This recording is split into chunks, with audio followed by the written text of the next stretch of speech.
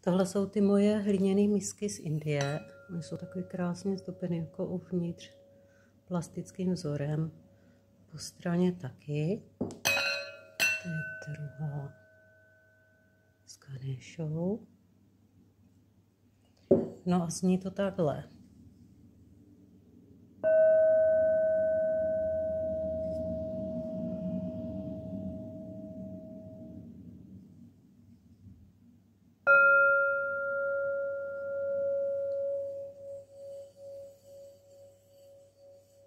Točit to jde snadno.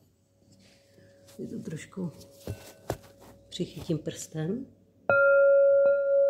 Nebo na ruku si to dám, aby to znělo, aby se to dalo točit.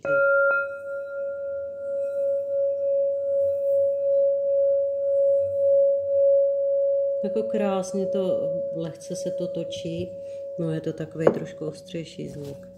Tak to máš na ukázku, protože nevím, kdy se dostanu do Brna.